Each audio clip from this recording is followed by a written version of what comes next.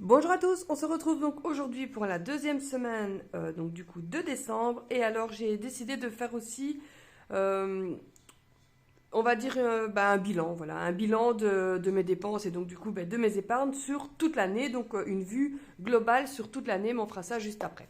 On va d'abord commencer évidemment par la semaine numéro 2 de décembre. Comparé à la semaine dernière, il y a eu moins de dépenses et heureusement parce que si toutes les semaines ressemblaient à celles de la semaine dernière, on n'est pas perdu. Pour la semaine 2. Alors, la semaine 2, on est du 11 du 12 au 17 du 12. Alors, on a eu, donc pour le compte numéro un paiement PayPal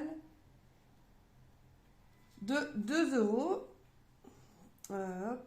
Je ne suis pas certaine, mais je pense que c'est AliExpress. Mais voilà. Ensuite, on a été au traiteur italien. Donc, ça, c'est pour faire quelques courses. Donc, ça, c'est en alimentation. 18. Nous sommes allés le week-end passé au cinéma, donc ça c'est dans sortie. Donc là on en a eu pour 35 euros. Ensuite, cette même journée, donc après le cinéma, vous demandez aux enfants ce qu'ils veulent manger et je vous le donne dans le mille, ce sera de toute façon un fast-food. Et là a été choisi McDo. C'est pas le choix que moi et mon mari on aurait fait, mais bon voilà. Et ensuite le reste, c'est je pense que des courses. Donc on a été donc chez Rayman en alimentation, donc pour de la viande, on en a eu pour 27 euros. Ah non, ici on a Action, 6 euros. J'avais besoin de papier, vous savez, pour mettre dans le four, là, le papier cuisson, et encore un autre petit truc. Pour une fois, on n'en avait pas eu pour grand chose, on en a eu pour 6 euros. Ensuite, chez Lidl, encore des courses. 33. Et alors ensuite, on a mis du diesel. Et là, on en a mis pour 62 euros. Donc, c'est vachement moins déjà que la semaine dernière. Et heureusement, après, il y a encore toutes les courses de Noël que nous n'avons pas faites. Et comme vous pouvez remarquer, je n'ai toujours pas été retirée d'argent puisque les courses ont été faites avec la carte du compte numéro 1 et peut-être aussi un petit peu avec le compte numéro 2. Pourquoi? Toujours avec ce même problème que voilà, on est loin maintenant de cet appareil pour retirer de l'argent et c'est vraiment embêtant, mais bon. Voilà, au final, je me suis dit, je crois qu'en décembre, j'irai pas retirer, comme ça c'est plus simple. Alors, on est à 8 euros pour les achats, 62 pour le diesel au niveau sortie, 67 et pour l'alimentaire, donc on a 18, 27 et 18, 27 et 33, ce qui fait 78. Alors, 78 plus 62, plus 67 et 8, ce qui fait 215 le total du coup pour cette deuxième semaine. Beaucoup plus raisonnable que la semaine d'avant. Alors, je vais l'écrire directement, donc c'est 215. Dépenses 215. Alors, au niveau donc du coup des enveloppes, il n'y a rien tout simplement puisque je n'ai rien retiré. Alors, au niveau des charges, on a eu donc le gaz et l'électricité ici 74. On a eu l'eau 50 et on a eu l'assurance auto 105. Et l'assurance famille 74, qui a encore une fois augmenté. Alors, ce qui fait gaz, électricité, l'eau, assurance et encore assurance. Ça fait 303. J'ai encore oublié quelque chose, je crois.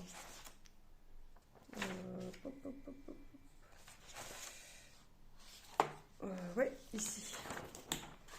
Ici, j'ai oublié dans mes dépenses ici le déplacement. Oh, c'est ennuyeux. Donc, déplacement. Et là, on en a eu, non, mon mari en a eu pour. Donc, 39 plus 26, ça fait 65.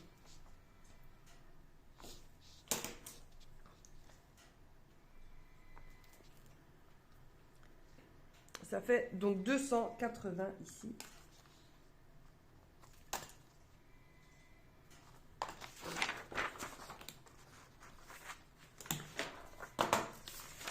Alors, donc ici 280.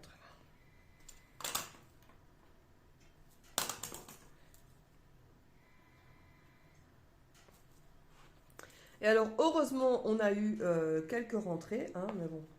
Donc, on a reçu donc, la prime de fin d'année de 1900. Et alors, on a reçu la pension alimentaire de 207 euros. Ce qui fait une rentrée de 2107 euros. Donc, épargne fixe, c'est déjà fait. Ici, c'est fait. Ici, il n'y a rien puisqu'il ne restait plus rien. On va donc calculer tout ça. Donc, il restait 616 plus 2107. Ça, c'est au niveau des rentrées. On a retiré, alors, les charges de 303 et les dépenses de 280. Ce qui fait qu'il reste 2140. 2140. Donc évidemment, il y a encore les achats de Noël à faire, que nous allons faire d'ailleurs cette semaine. On est un petit peu à la bourre cette année, c'est la première fois qu'on s'y prend aussi tard, mais bon, voilà, en l'occurrence, on n'a pas le choix, on ne les a pas encore fait. Alors, pour le compte numéro 2, là, il y a quand même encore une fois assez bien de dépenses. Il faut que je pense pour la semaine prochaine de faire une deuxième feuille.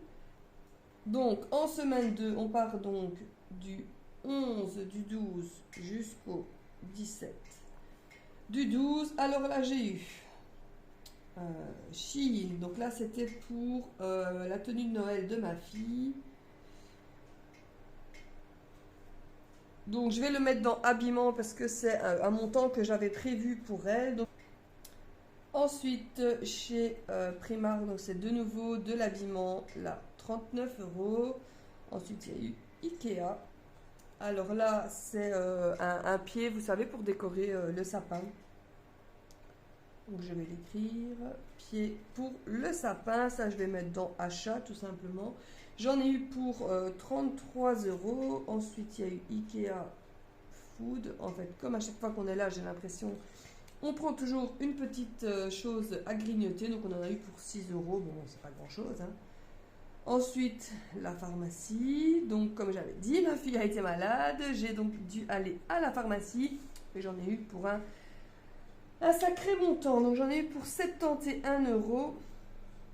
Voilà, tout simplement. Ensuite, il y a eu l'école. On a dû acheter un Chromebook. Alors, école. École, je ne l'ai pas ici. Je vais l'écrire, tout simplement. Voilà. Et là, j'en ai eu pour 177 euros. Donc, c'est le prix, je suppose, que l'école a eu, un prix groupé. Voilà, tout simplement. Ensuite, il y a eu le PlayStation. De nouveau, là, c'est le truc pour jouer en ligne. Là. Bon, donc, je vais mettre dans achat. Mon mari avait dit qu'il prendrait un mois et puis qu'on l'arrêterait. Évidemment, il ne l'a pas arrêté, donc ça a continué. Mais bon, en prenant par mois, c'est beaucoup plus cher. Donc, je pense qu'il va regarder ou pour prendre au moins pour 3 mois ou peut-être pour 6 mois, je ne sais pas. Mais bon, en attendant, prendre par mois, c'est pas très avantageux.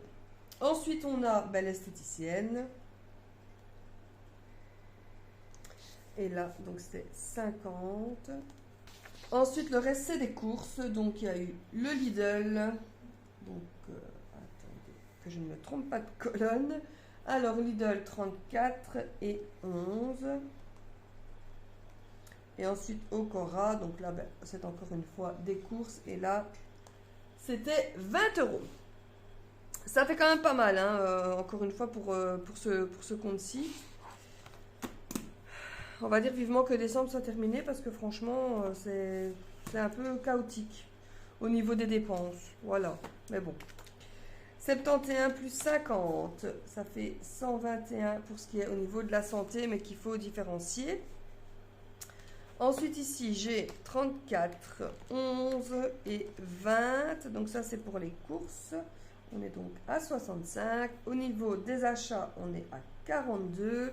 Au niveau de l'habillement, j'ai 34 et 39, ça fait 73. Et pour l'école, on est à 177. Ce qui nous fait un total, alors, 177 plus 73, 42, 65, 6 et 121, ce qui fait 484. Et oui, la dépense pour l'école de pratiquement 180 € fait mal de nouveau. Mais voilà, hein, c'est indispensable puisqu'il le fallait absolument pour l'école. C'était obligatoire. Donc, nous sommes donc au niveau des dépenses à 484. Donc là, par contre, on est plus que la semaine dernière. Ensuite, au niveau charges, il n'y a que Netflix qui s'est retiré, donc ça fait 14. De toute façon, principalement, toutes les charges sont pratiquement toutes retirées. Alors, on a eu, encore une fois, des carnets. D'ailleurs, là, je crois qu'on arrive à la fin. Il en reste que 2-3, donc je vais avancer l'argent pour l'école. Je vais reverser le montant, comment dire, sur le compte, tout simplement. Alors, j'ai reçu 44. Ah oui, c'est ici. J'ai reçu 44 et ces 44 € ont été déposés en enveloppe. Donc, on a semaine 2, on a course. J'avais 44, donc là c'est vente de carnet. Et je vais mettre compte 2. Donc en course, j'ai dépensé les 44 € puisque je ne les ai plus. Donc c'est un montant en plus qui a été dépensé. Alors 44 et ici 44. Donc ici j'ai mis rien, mais je vais modifier du coup. J'avais complètement oublié ces 44 €. Reste enveloppe, semaine 1, rien, mais on va mettre dépôt. Alors, compte 2. Pourquoi j'écris enveloppe? Je vais d'abord écrire 44. Alors, dépôt 44 € et je vais marquer carnet compte 2. Voilà. Dépense 44, il reste rien et là, du coup, il reste rien. Donc, on a quand même dépensé 44 € en enveloppe puisque le dépôt des carnets de 44 € est parti pour les courses. Voilà, comme ça au moins c'est clair. Carnet 44 et je vais mettre entre parenthèses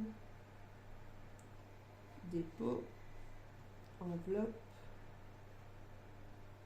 course. Et alors, j'ai reçu la prime de fin d'année que j'avais très mal calculée parce que comme quand vous êtes... ça, c'est quelque chose que j'avais complètement oublié. Quand vous êtes employé, donc vous avez la moitié de la prime, donc la moitié d'un mois, mais c'est aussi par rapport au nombre de mois que vous avez travaillé. La fille pas très jugeote qui pensait avoir une prime sur toute l'année, mais évidemment, vu que j'ai commencé à cet endroit-là au milieu de l'année, donc j'ai la moitié d'une prime. Donc j'ai reçu 105 €. Bon voilà, c'est pas énorme, mais c'est quand même bon à prendre. Donc les rentrées, j'ai eu 249 € de rentrée. Il va peut-être falloir que j'écrive quelque part que j'ai mis les 44 € en... Je vais mettre ici. Dépôt, enveloppe.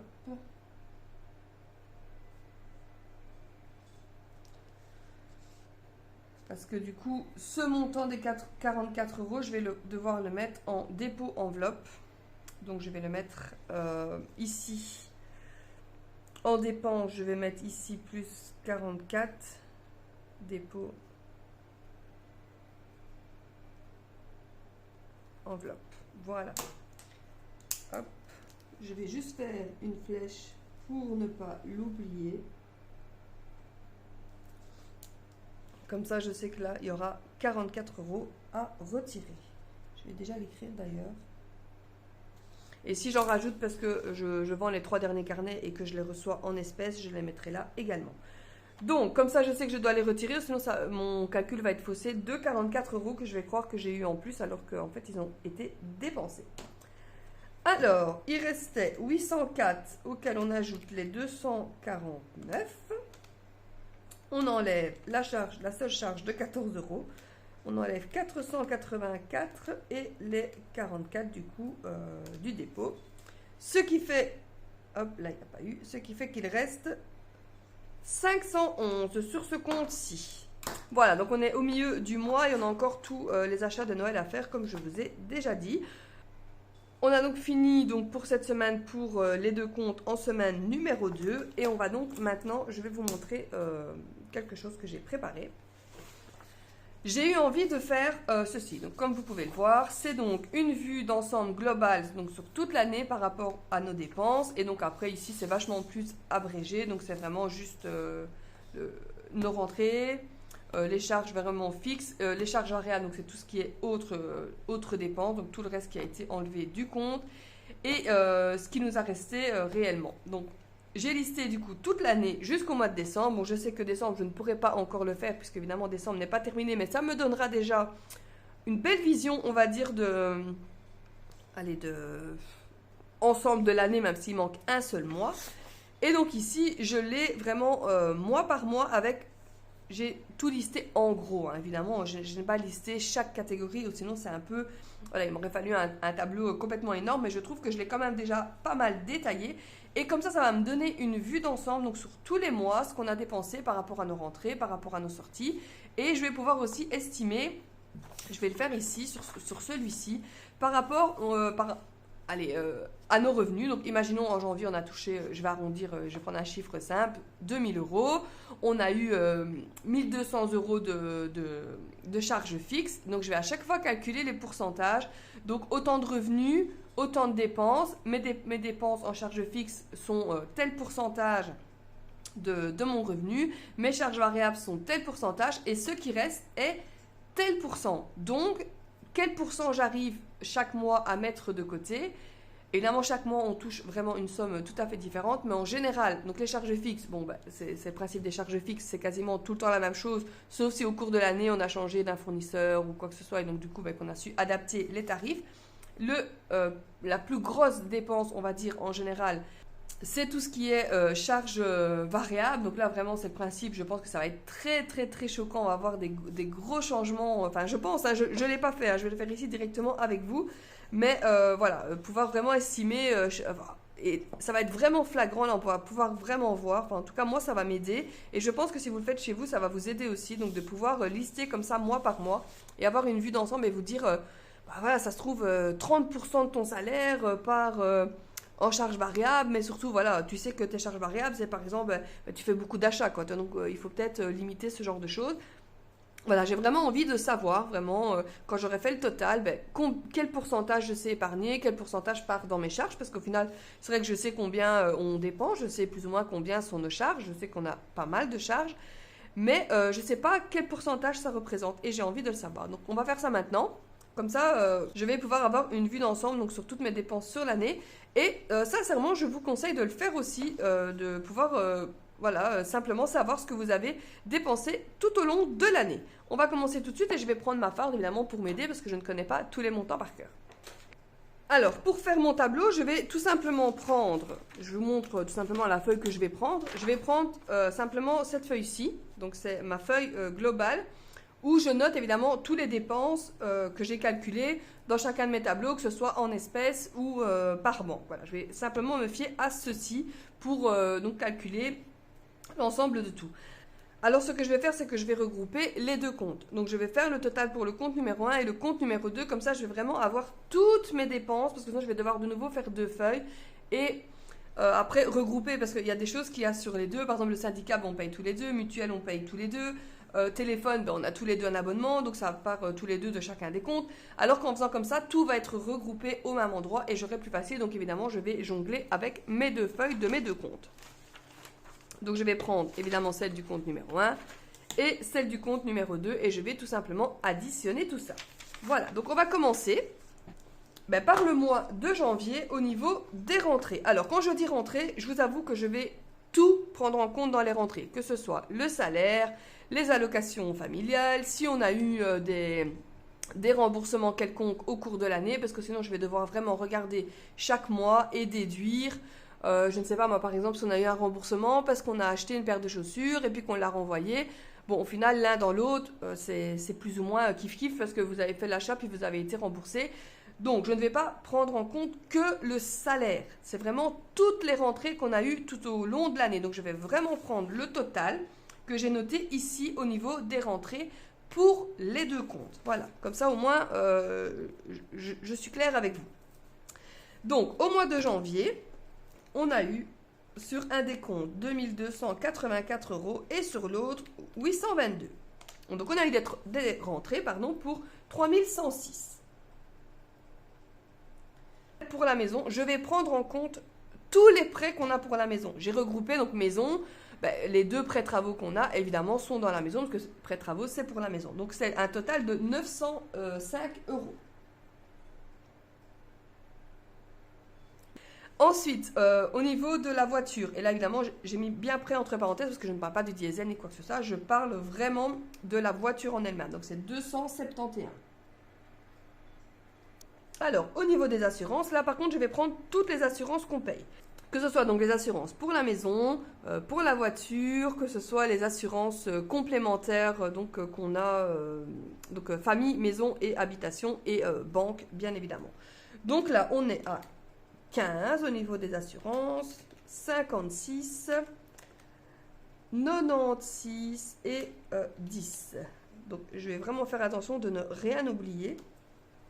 Donc, je suis à 177. Alors, le syndicat, là, je pense qu'on est à 10 des deux côtés. Voilà, donc ça fait 20. Ensuite, la mutuelle, on a 56 d'un côté et de l'autre 34. Ensuite, gaz, électricité. Là, on était encore à un montant de 174 €. Ce montant qui a maintenant diminué de 100 €. Donc là, on est quand même content. Alors, l'eau, on payait 54 et on avait une régule de l'année d'avant. Donc, je vais quand même le noter parce qu'on l'a payé. Donc, voilà. Ensuite, Internet, 43.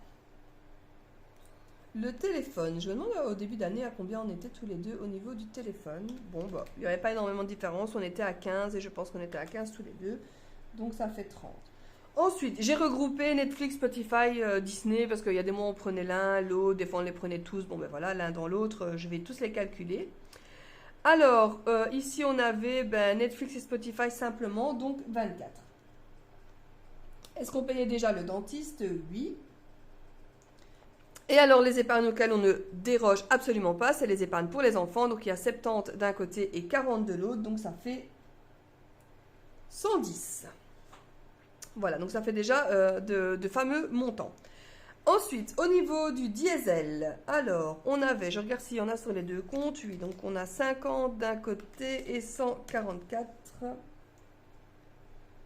Au niveau alimentation, alors, on avait 52 d'un côté, on avait 579 de l'autre. Ça fait 631. Au niveau des sorties, on est à 4 d'un côté, on est à 36 et 155. Ce qui fait 195. Au niveau de la santé, je regarde s'il y a eu des dépenses. Là, on a eu 10. 10 et de l'autre côté 46, donc ça fait 56. Ça veut certainement dire qu'on a été malade en début d'année dernière. Au niveau de l'école, il n'y a rien eu, Et là, je vérifie s'il n'y a pas encore eu quelque chose. Non, il n'y a rien eu. Alors, le sport, évidemment, là, en général, il y a. Donc, on a eu 14. Je regarde des deux côtés, hein, donc il y a eu 14, voilà, le sport 14. Au niveau de la beauté, donc évidemment dans beauté, je regroupe, donc que ce soit coiffeur ou esthétique, voilà, tout est regroupé en un. Et là, il n'y en a pas. Donc, c'est qu'à mon avis, comment sont tombées les semaines, les garçons n'ont pas été au coiffeur. Au niveau des animaux, je regarde des deux côtés, je n'ai rien non plus. Au niveau des achats, ça, évidemment, on sait qu'il y a. Donc, achats divers, on était à 75 sur ce compte.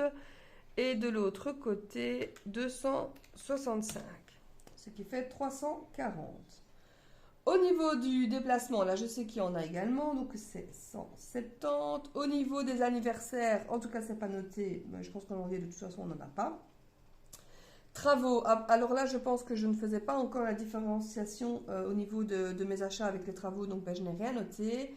Et au niveau de l'habillement, je n'ai rien noté non plus. Voilà donc du coup pour le total pour ce mois de janvier. Évidemment maintenant on va tout calculer. Donc évidemment je vais tout calculer sauf les rentrées, hein, puisque les rentrées c'est pas une dépense. Alors on a 905 plus 271, 177, 20, 90, 174, 80, 43, 30, 24, 200, 110. Alors ce que je vais faire, c'est que je vais déjà noter, c'est le montant égal. Donc le montant des charges fixes, on est à 2124. Je pense qu'on n'avait pas mis beaucoup de côté. 194 plus 631, 195, 56, 14, 340 et 170. Ce qui fait en charge variable 1600. Donc 1600 plus 2124. Ce qui fait des dépenses pour 3724. Donc là, à mon avis, on a dû prendre de côté parce que on est en dépenses supérieures au niveau des rentrées. Donc on était en négatif sur le compte et c'est exactement ça puisqu'on était en négatif sur le compte numéro 1 et également sur le compte... non, sur le compte numéro 2, on était en positif de 15 euros. Voilà, donc comme vous pouvez voir, en faisant comme ça, on a vraiment une vue globale. Évidemment, ça prend du temps, mais bon, je vous rassure, faites-le chez vous. Je crois que franchement, ça peut être une bonne leçon pour chacun d'entre nous. Je pense que vous avez compris le principe. Je vais le faire pour tout le reste des mois. Et je vous reprends juste pour le total, même si je ne vais pas savoir faire réellement le total, puisque évidemment l'année n'est pas finie pour moi. Mais je ferai quand même, j'écrirai quand même le total, même si ce n'est pas fini, c'est pour pouvoir avoir déjà une idée. Donc je complète tout et on revient tout de suite ensemble. Voilà donc après à peu près 1 heure de calcul où j'en suis arrivée. Donc j'ai marqué tous mes montants. Donc comme vous pouvez voir, il y a toutes mes cases sont remplies. Et alors au niveau des charges variables, ben, les montants sont quand même assez élevés. Franchement, je ne pensais pas, mais voilà. Et au niveau des charges fixes, ben là c'est toujours plus ou moins pareil. Il y a juste un mois où on a eu plus. Et alors j'ai fait quelques petits changements aussi, donc en regardant tout ce que j'avais dépensé. C'est-à-dire qu'en gaz et électricité, ben, j'ai ajouté le pelet. C'est vrai, j'avais complètement, pas oublié parce que je sais quand il faut l'acheter, mais en tout cas ici je ne l'avais pas mis. Et comme ça fait partie du chauffage, ben, je l'ai marqué.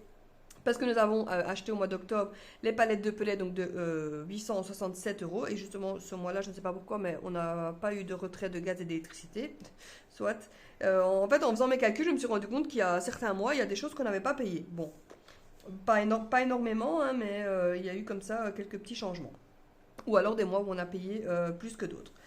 Donc voilà, comme ça, en faisant ça, ça vous permet d'avoir une vision globale et entière sur toute l'année au niveau des dépenses. Et donc, c'est comme ça qu'on peut voir dans quelle catégorie on peut s'améliorer, dans quelle catégorie on pensait avoir dépensé plus et qu'au final, on n'a pas dépensé autant qu'on l'aurait imaginé. Donc moi, en faisant ça, donc j'ai maintenant une vision globale de toutes mes dépenses. Ah oui, j'avais aussi oublié, c'était les taxes d'hiver. Donc je les ai ajoutées parce qu'au niveau de l'année, quand ça s'est enlevé, au moins j'ai pu ajouter les montants. Au niveau de l'école, au niveau des charges variables, j'ai ajouté également les stages. Avec anniversaire, bon, ça c'est vrai que je regroupe tout ensemble, mais j'ai rajouté les fêtes, donc également tout ce qui est fête des mères, fête des pères, les fêtes d'anniversaire de rencontres, et évidemment tout ce qui est Noël, si vous fêtez Pâques, Halloween, ce genre de choses. Donc ça, je l'ai mis dedans. Avec travaux, j'ai ajouté voiture, mais dans voiture, j'entends les frais que je fais sur la voiture. D'ailleurs, je les ai à chaque fois différenciés pour quand même ne pas les ajouter. C'est juste parce qu'il n'y avait pas de ligne, j'aurais préféré mettre une ligne supplémentaire, mais bon, vu que je n'avais pas de ligne supplémentaire, je l'ai simplement ajouté dans une autre catégorie, voilà. Et alors, ben, vacances, mais ça, je pense que je l'avais déjà fait en vidéo. Donc, j'ai marqué à chaque fois au-dessus le total de mes charges, combien j'avais dépensé, le total de mes charges variables, combien j'avais dépensé. Mes totaux sont juste ici et les rentrées. Je vais déjà, du coup, c'est commencer à reporter ces montants-là sur mon autre fiche juste ici. Et ça, je vais le faire directement avec vous. Donc, on a pour les rentrées d'argent en janvier.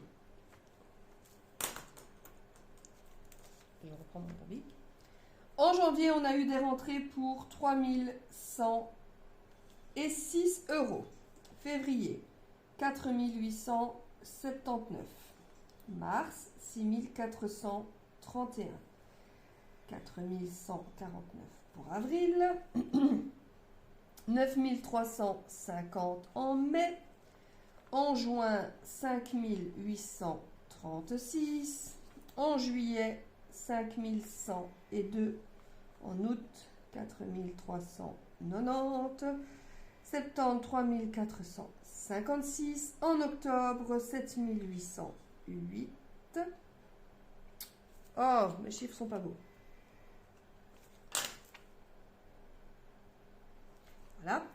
En novembre, 4647. Dans ces montants-là, je n'ai jamais inclus les montants qu'on a pris sur les comptes épargne. Donc là, c'est vraiment ce qui est rentré sur notre compte et ça peut être toutes sortes de rentrées, on s'entend bien. Je le répète encore une fois, il y a tout ce qui est salaire, extra au niveau des salaires, que ce soit le déplacement pour mon mari, les primes de fin d'année, les congés payés, ce genre de choses.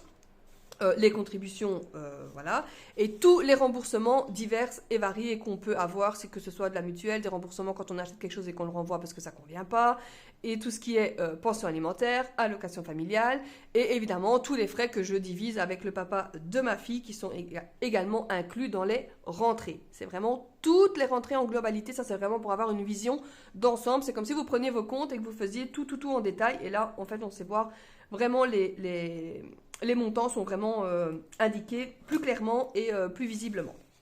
Comme ça, je pense que j'ai été claire. En tout cas, c'est comment moi, je vois mes calculs pour me dire, ben voilà, je vais pouvoir voir comment s'est passée mon année, en fait, tout simplement, au niveau budget. Ça, c'est pour voir comment se déroule mon année au niveau budget. Voilà, tout simplement. Alors, au niveau charge fixe, maintenant, ben, on fait la même chose. Donc, on est d'accord qu'on va avoir ça, auquel on va déduire les charges, auquel on va déduire les charges variables, et il nous restera, ce qui restera s'il en reste, ce sera de l'épargne ou un déficit au niveau du compte. Alors, on est 2124, 2225, 2062, 2121, 2392, 2320, 2011, 2064, 2054 et 2958. Donc ça, c'est le mois où on a acheté le pelet. Donc du coup, évidemment, ça a fait gonfler nos charges fixes. Et ici, 2013.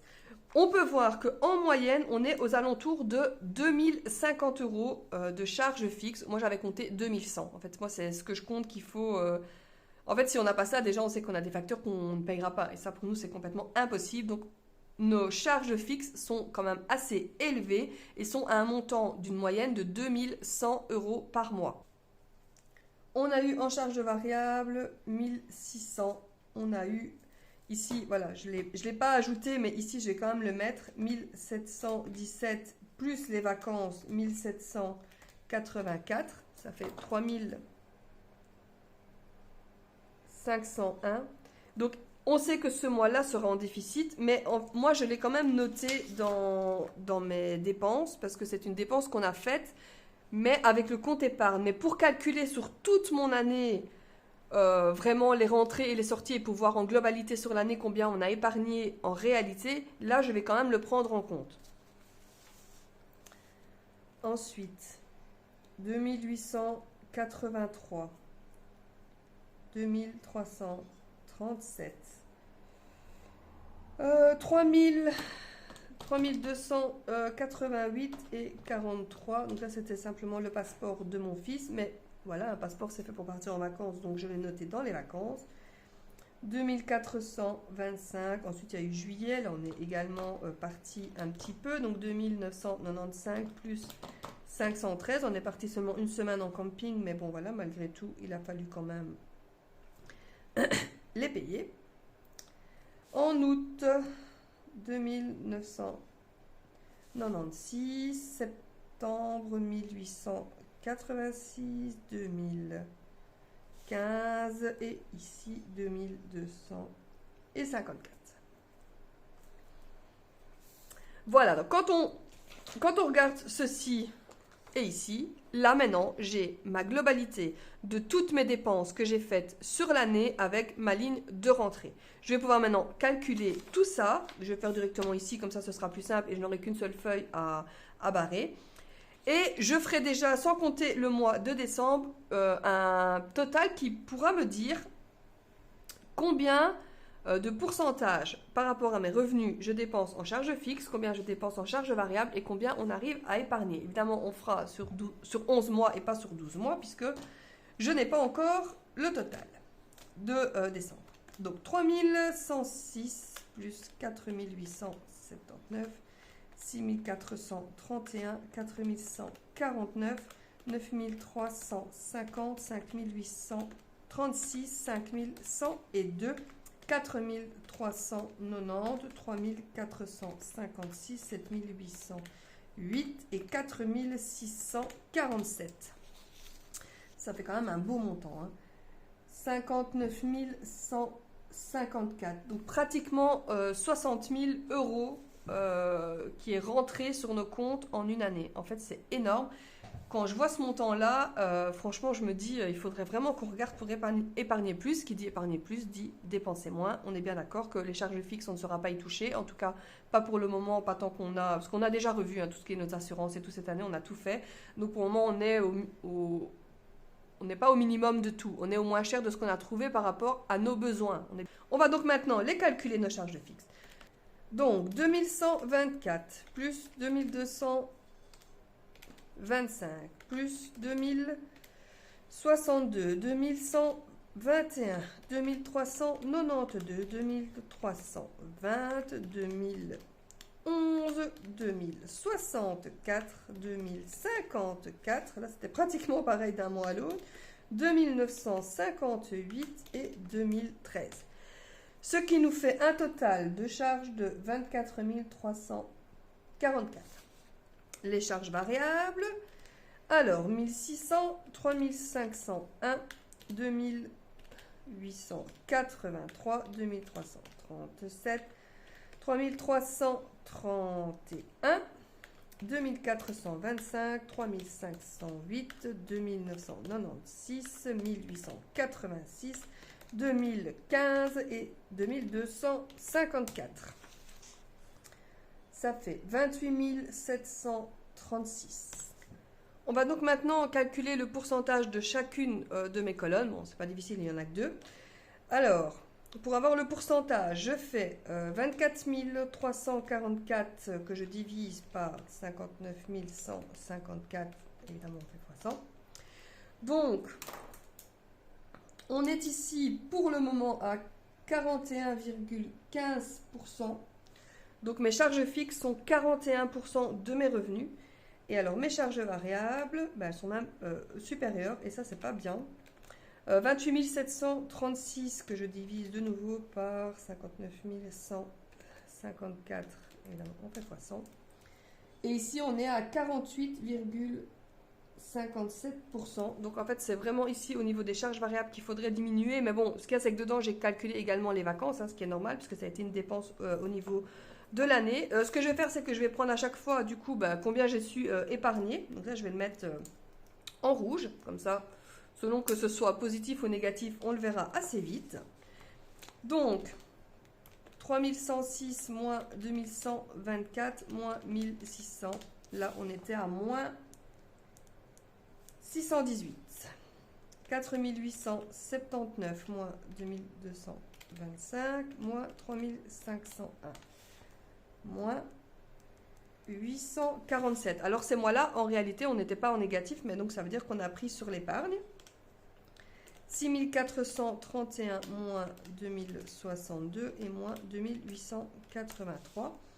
Alors, heureusement, il y a des mois où on a su épargner beaucoup plus. 4149 moins 2121 moins 2337 moins 309. 9350 moins 2392 moins 3331.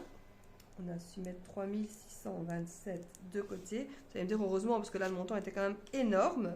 5836 moins 2320 moins 2425. Ça fait 1091. 5102 moins 2011 moins 3508. Ça fait moins 417. 4390 moins 2064 moins 2996 moins 670. Il n'y a quand même pas beaucoup de mois au final où on était en positif. 3456 moins 2054 moins 1800. Zut, je recommence. 3456 moins 2054 et moins 1886 moins 484 7808 moins 2958 moins 2015 2835. De toute façon c'est pas difficile hein, quand on fait le montant ici. L'épargne elle est vraiment pas énorme. 4647 moins 2013 moins 2254. Et là, on a mis 380 de côté.